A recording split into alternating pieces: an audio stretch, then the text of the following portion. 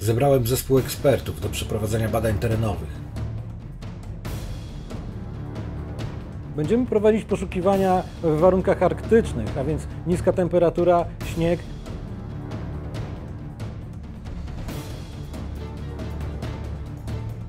Wiadomo, są granaty i wiele rzeczy, które jeszcze nawet nie powinno się dotykać. Pakujemy sprzęt i wyruszamy do Norwegii.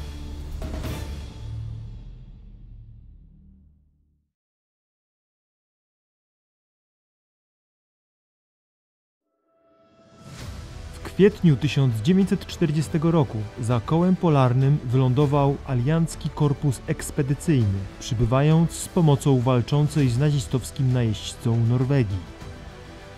W operacji uczestniczyły polskie okręty, a w skład samego korpusu wchodziła polska brygada górska. Zespół ekspertów Fundacji Vita Memorie przybywa do Norwegii, odkrywając kulisy tego mało znanego epizodu II wojny światowej.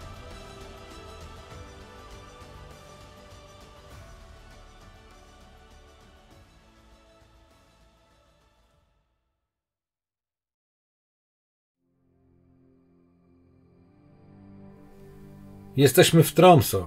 Pogoda nas nie rozpieszcza, trwa końcówka polarnej zimy. Czeka nas kilkugodzinna jazda na południe, przez Bardufoss, Dolinę Gratangen, aż do Narviku.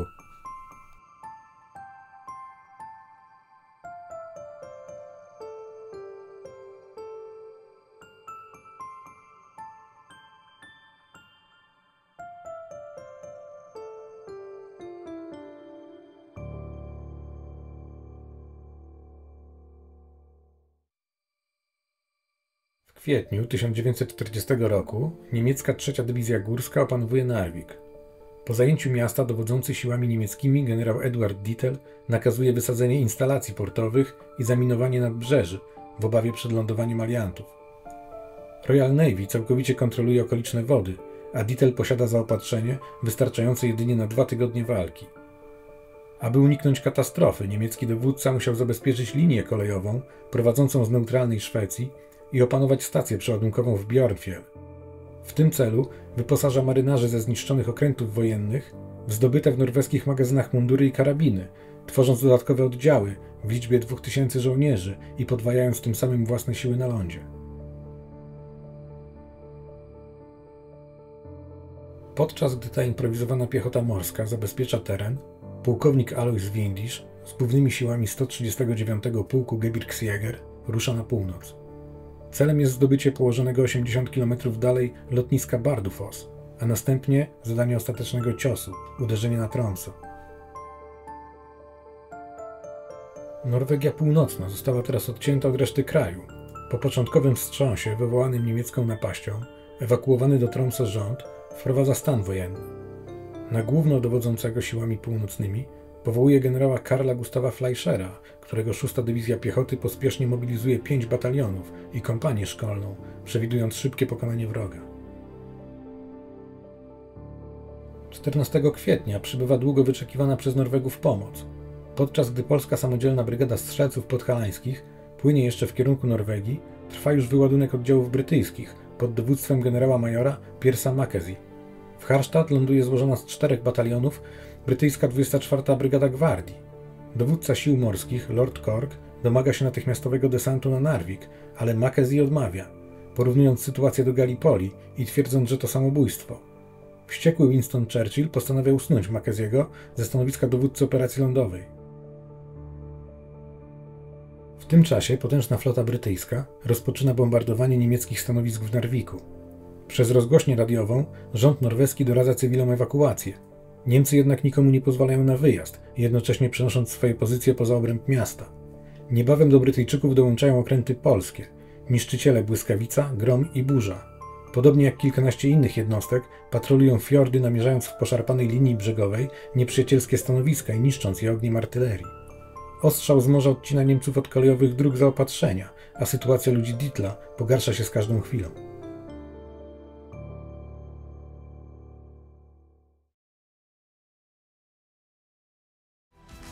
Do zespołu dołącza kolejny członek wyprawy, posiadający wykształcenie archeologiczne. Będzie prowadzić nadzór nad naszą ekspedycją, podczas gdy będziemy odwiedzać miejsca o znaczeniu historycznym i prowadzić badania w terenie. No i wylądowaliśmy w Norwegii za kołem polarnym. Jesteśmy w Tromsø. Za mną widać polarną katedrę, a z nami jest tutaj mój przyjaciel Sławek Sarnecki, z wykształcenia archeolog, z zawodu przedsiębiorca, z zamiłowania poszukiwacz skarbów. Cześć Sławku. Cześć, jestem Sławek, tak jak Tomek wspomniał, z zawodu archeolog, z wykształcenia, z zamiłowania detektorysta, poszukiwacz. Z Tomkiem znamy się kupę lat, bardzo, bardzo długo wychowywaliśmy się na jednym osiedlu, w jednym bloku i już za czasów bardzo małoletnich, praktycznie co niedziela wyrywaliśmy się rodzicom spod opieki i udawaliśmy się na znany warszawski bazar na Kole, gdzie już zaczynaliśmy szukać okruchów historii. Wtedy wszystko było ciekawe, od łuski po destrukty broni, monety. Teraz zwykłe wycieruchy, ale dla nas wtedy to było fantastyczne. Pamiętam te nasze pierwsze zdobycze, nasze pierwsze artefakty. Dzisiaj za niektóre z nich pewnie poszlibyśmy siedzieć, no ale to były inne czasy. Były te rzeczy też powszechniejsze, łatwiej dostępne. Dzisiaj jest trudniej. No ale cóż, przybyliśmy tutaj na koło podbiegunowe. Sławek będziesz koordynował naszą wyprawę, koordynował moje wygłupy i mam nadzieję, że przyniosą one owoce w postaci fajnych znalezisk i nowych faktów historycznych o Samodzielnej Brygadzie Strzelców Podkalańskich.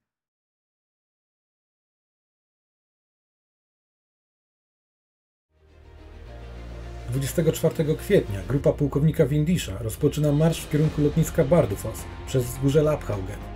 Niemieccy zwiadowcy zaskakują młodych i niedoświadczonych Norwegów z kompanii szkolnej, która broni się w budynku stacji turystycznej, skąd wycofuje się wkrótce po odparciu ataku. Do akcji wkracza norweski batalion Hildmo, ale ostra śnieżyca uniemożliwia walkę. Niemcy, korzystając z zamieci, wycofują się niepostrzeżenie z Lapphaugen i Gratangsbotn. Batalion Trondyr w ciężkiej śnieżycy naciera na Gratangen, po to tylko, by stwierdzić, że Niemców tam już nie ma. Wyczerpani żołnierze, obozujący na dnie kotliny, zostają zaskoczeni kontratakiem Gebirgsjäger, którzy używają cywili jako ludzkich tarcz, dzięki czemu sami wychodzą ze starcia niemal bez strat. Batalion Trondyr zostaje rozbity, tracąc około 230 żołnierzy, zabitych, rannych i wziętych do niewoli. Kolejnego dnia rano świeżo przybyły batalion Alta naciera na Niemców od północy, a batalion Hildmo kontynuuje atak na Lapphaugen. Po ciężkich walkach norweskim batalionom udaje się odepchnąć grupę Windisza z powrotem w kierunku Björgviku. W warunkach ciężkiej zimy Anglicy na lądzie są bezradni. Brak wyszkolenia górskiego, zimowego sprzętu i środków transportu sprawia, że ich działalność ogranicza się jedynie do poruszania się wzdłuż głównych dróg, o ile te zostaną odśnieżone. Dopiero 28 kwietnia ląduje realne wsparcie – francuski korpus ekspedycyjny.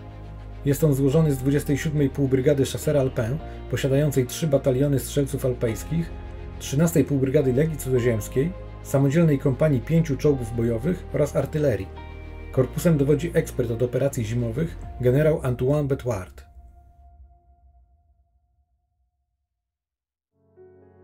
Inwazja lądowa prowadzona przez generała Dietla zakończyła się sukcesem. Niemcy zdobyli Narvik, Bjergvik oraz magazyny wojskowe Elvengardsmen, dzięki czemu mogli wyposażyć w norweskie mundury i karabiny 2900 rozbitków Kriegsmarine ze zniszczonych okrętów. Dysponując tak dużą siłą, zaczęli przeć na północ, aby zdobyć strategiczne lotnisko i tutaj napotkali po raz pierwszy opór norweski. Norwegowie skupili się w 6. Dywizji Piechoty wokół generała Karla Gustawa Fleischera. Byli to poborowi, zwykli rybacy, sklepikarze, nauczyciele, zwyczajni ludzie, którzy zostali zmobilizowani, musieli chwycić za broń, żeby bronić swoich domów. Niemieckie natarcie szło to poprzez wzgórze Lapphaugen, dalej w kierunku północy i tutaj dopiero napotkało pierwszy opór norweski. Podczas starć Niemcy musieli wycofać się, opuścić te wzgórza. 3 bataliony norweskie rozlokowane w okolicy przeszły tymczasem do obrony. Jeden z batalionów szedł do osady Gratangsborn, położonej w kotlinie i tutaj wydarzyła się tragedia. poprzez jakieś nieporozumienie nie wystawiono odpowiednich straży obwodowych, co w nocy wykorzystali Niemcy. Zaatakowano śpiący batalion, rozpoczął się szaleńczy ogień z moździerzy i karabinów maszynowych. Norwegowie bronili się niezwykle dzielnie, dlatego Niemcy musieli wykorzystać pewną brudną sztuczkę. Zaczęli pędzić cywilnych jeńców z przodu, tworząc z nich żywe tarcze, co spowodowało, że Norwegowie nie mogli prowadzić skutecznego ognia i w końcu doprowadziło do rozbicia batalionu. 30 kilku zabitych, 60 kilku rannych i 130 jeńców. Były to pierwsze straty norweskie. Ogromne straty wśród oficerów. Z 5 oficerów batalionu 3 zginęło w walce, 1 dostał się do niewoli, a ostatni z nich stracił wzrok w wyniku ślepoty śnieżnej.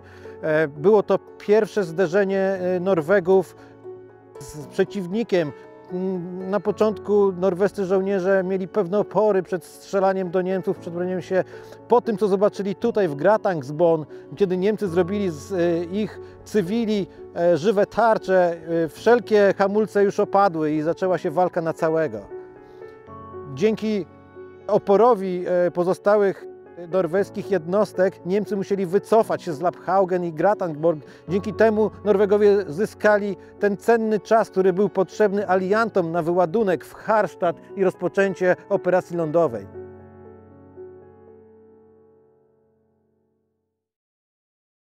Wokół panuje polarna zima, słońce ledwie wychyla się z nad horyzontu. Polarne białe noce tworzą wymarzone wręcz warunki dla działań wrogiego lotnictwa, które zbiera obfite żniwo.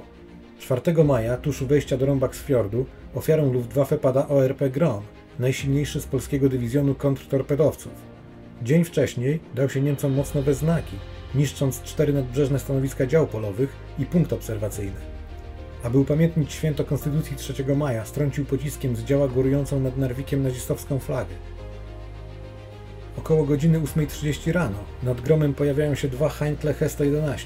Rozlega się alarm przeciwlotniczy, a komandor porucznik Hulewicz nakazuje wykonać unik.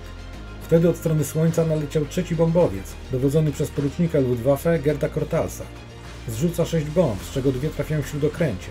Grom łamie się na pół i w ciągu niecałych 2 minut idzie na dno. Załoga ratuje się skacząc do lodowatej wody. Zbliża się niemiecka łódź motorowa, prując do tonących rozbitków z broni maszynowej. Wtedy celna salwa oddana z brytyjskiego krążownika Aurora zatapia niemiecką jednostkę. Podpływają 4 brytyjskie niszczyciele, osłaniając rozbitków od strony lądu i przeprowadzają skuteczną akcję ratunkową. Zginęło 59 członków załogi, 154 ocalały. Gerd Kortals za zniszczenie Groma otrzymał Krzyż Żelazny I klasy. Zginął w katastrofie lotniczej 2 lata później.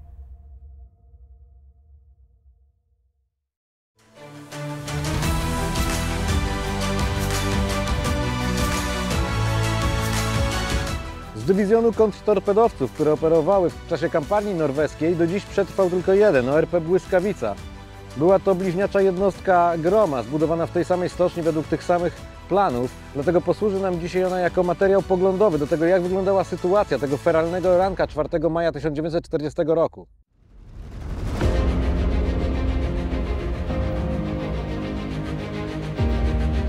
Znajdujące się we fiordzie polskie kontrtorpedowce dokonywały ostrzału z dział Boforsa 120 mm, znajdujące się na wybrzeżu niemieckie zamaskowane stanowiska ogniowe, niszcząc je jeden po drugim. Niemcy odpowiadali ogniem, dlatego dnia 2 maja Błyskawica musiała wycofać się z fiordu, aby dokonać napraw. Po jednym z takich trafień została zastąpiona przez Groma. Grom również został trafiony i wycofał się na chwilę, aby dokonać niezbędnych napraw kotła, po czym 3 maja powrócił do fiordu, niszcząc z ostrzałem z 7 dział jeden po drugim stanowiska niemieckie. Aby uczcić też Dzień Konstytucji 3 maja, strącił flagę niemiecką, która powiewała na wzgórzu górującym nad Narwikiem. Dopiero dnia 4 maja nad ranem o 8:30 został wykryty przez niemieckie samoloty. 2 bombowce, które przeleciały nad Gromem, nie trafiły, natomiast trzeci z nich, który nadleciał od strony słońca, zrzucił 6 bomb, z których 2 trafiły w cel.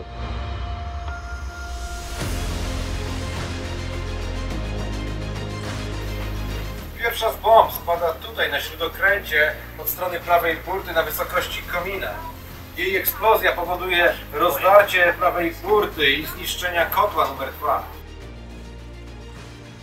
Część załogi Groma ginie na miejscu od wybuchu bomby.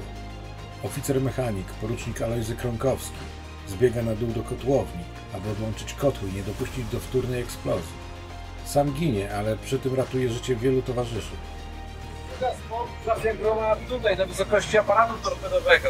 Następuje gigantyczna eksplozja zbiorników sprężonego powietrza od aparatu. I to przypieczętowuje już los jednostki. Eksplodujący zbiornik sprężonego powietrza przy aparacie torpedowym pochłania kolejne ofiary. Jeden z marynarzy, torpedominerów, zabezpiecza bomby głębinowe. Dzięki temu nie nastąpiły podwodne wybuchy, a załoga mogła ewakuować się na tratwach ratunkowych. Jedno z pomieszczeń ma zablokowane drzwi. Uwięzieni marynarze nie są w stanie wydostać się przez zbyt wąskie bulaje. Niespełna 3 minuty ORP Grom tonie, stając się wodnym grobem dla 59 członków załogi.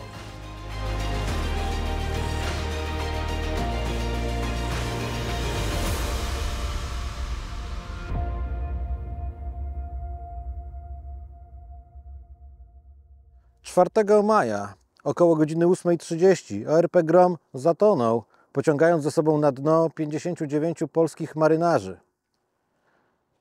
Później, w 1979 roku, aby uczcić ich pamięć oraz innych poległych Polaków pod Narwikiem, polskie władze ufundowały pomnik. Wkrótce pomnik ten przypadkowo został przewrócony i leżał niszczejąc, ponieważ lokalne władze nie posiadały odpowiednich funduszy i inicjatywy, aby go naprawić. Wtedy grupa lokalnych pasjonatów, muzyków, którzy mieszkali tutaj w okolicy i nazywali się od nazwy pomnika Gromplas, stworzyła inicjatywę serii koncertów, aby zebrać pieniądze na odbudowę pomnika.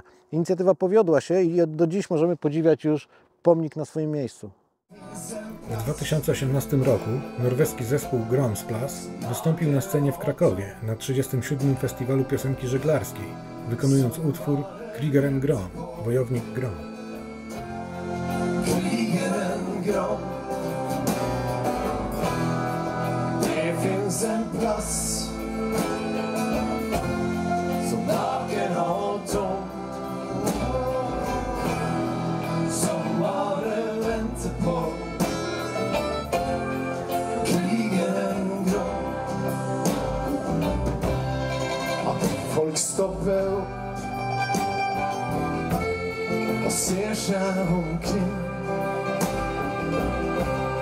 Ja, han borte. Nei, det betyr ingenting.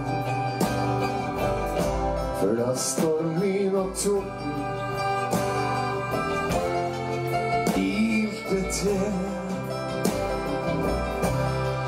for å hjelpe kampen for fred.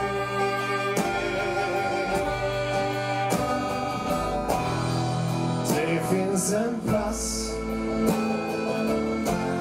som naken og tom, som bare venter på krigeren Grom. Det finns en plass som naken og tom, som bare venter på krigeren Grom. The pivnice Lego pokryte kurze, waleczne olbrzym broczące krwią.